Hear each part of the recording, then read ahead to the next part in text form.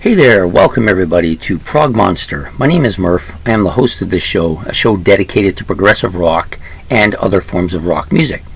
So we're back here with the July series that I'm doing, those great bands with two or more lead vocalists.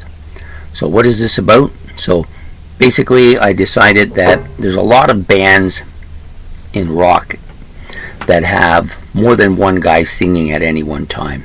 I'm not talking about, like the Black Sabbath scene where Ozzy sang for a number of years and then was replaced by Dio, and who was then replaced by Gillan. I'm not talking about that kind of thing. I'm talking about bands that have two or more lead vocalists currently in the band.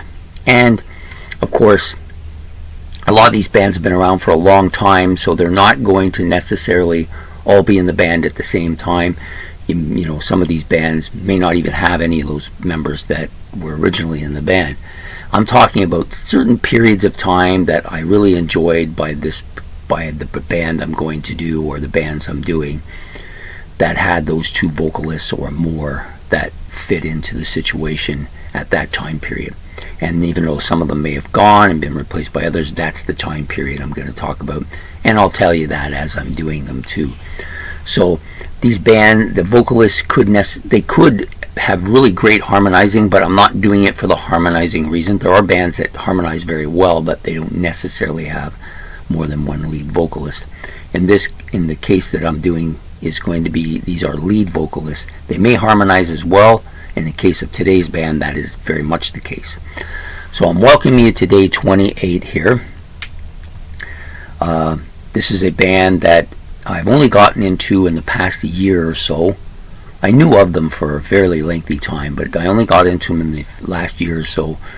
Ben gave me an album by theirs that I listened to, and then I was listening to some other stuff. I think I may have put them in at least one of my other monthly lists. But even if I didn't, they're going in today's list. So the band is known more for their lead guitar ability, or their harmonizing guitar ability, if you prefer. That dual guitar part, one of the original bands to do that, but also have very, very good lead vocals from all three of the members who sing in this band. So of course we're here to talk about Wishbone Ash.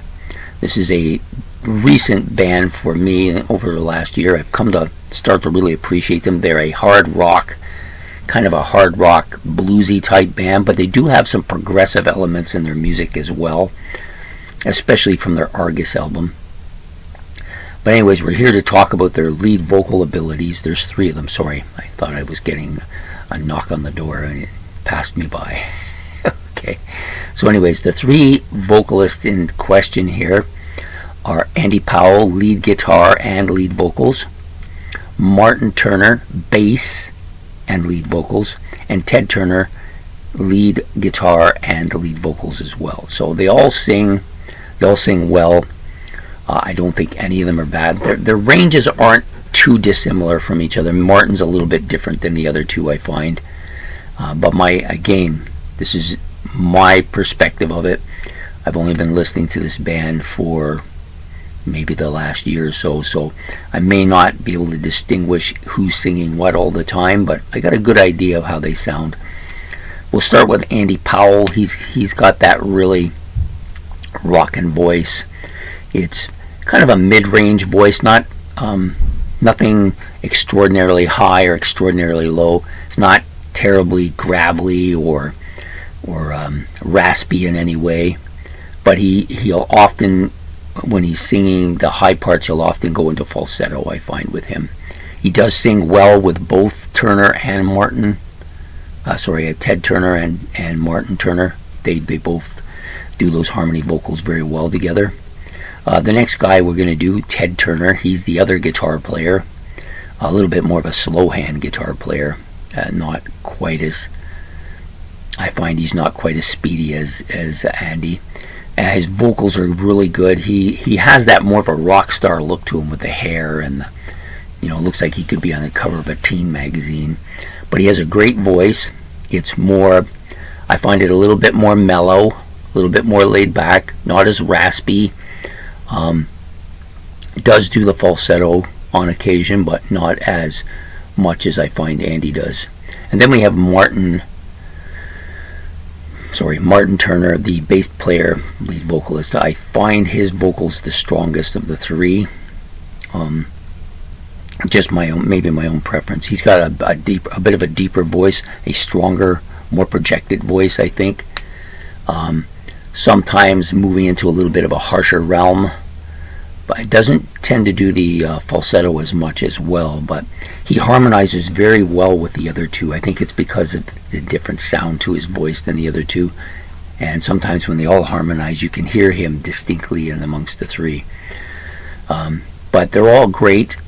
I like all of their vocal styles, maybe equally. Maybe I like Martin a little more, I'm not sure. But a great band for harmonizing vocals, a great band for lead vocals, great guitar band. Music is heavy, it's really catchy. So today we did Wishbone Ash. I hope you enjoyed this episode. If you did, please like and subscribe. It's much appreciated. If you have any comments about Wishbone Ash, please leave them in the comments below. Anything to say about my assessment of their vocals, by all means make that. It's a relatively new band to me. If you have a band that you want to put on day 4 here, by all means put them down as well. Anything that discusses these bands and gives some light into rock music, I'm all for.